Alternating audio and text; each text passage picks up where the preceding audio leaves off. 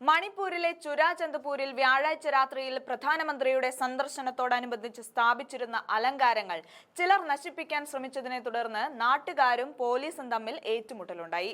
പ്രധാനമന്ത്രിയുടെ ഹെലികോപ്റ്റർ ഇറങ്ങാൻ നിശ്ചയിച്ചിരുന്ന പ്രദേശത്താണ് സംഭവം നടന്നത്.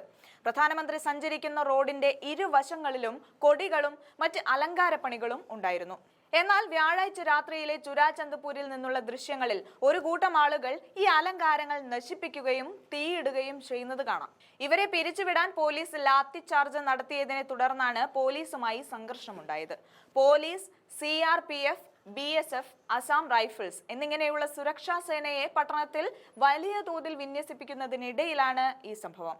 2023 മെയ് മാസത്തിൽ സംസ്ഥാനത്ത് സംഘർഷം ആരംഭിച്ചതിന് ശേഷം പ്രധാനമന്ത്രി മണിപ്പൂരിലേക്ക് നടത്തുന്ന ആദ്യ സന്ദർശനമാണിത്. രാത്രി ഏറെ വൈകിയാണെങ്കിലും കാര്യങ്ങൾ നിയന്ത്രണ വിധേയമാക്കിയെന്നും വലിയ തോതിൽ നാശനഷ്ടങ്ങൾ ഉണ്ടായിട്ടില്ലെന്നും ഉദ്യോഗസ്ഥർ അറിയിച്ചു.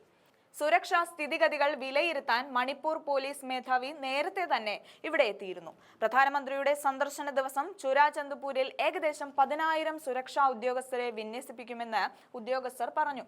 എന്നാൽ പ്രധാനമന്ത്രിയുടെ സന്ദർശനത്തോടനുബന്ധിച്ച് ചില സംഘടനകൾ തങ്ങളുടെ അംഗങ്ങൾ കറുത്ത വസ്ത്രങ്ങൾ ധരിക്കണമെന്ന് നിർദ്ദേശിച്ചിരുന്നു.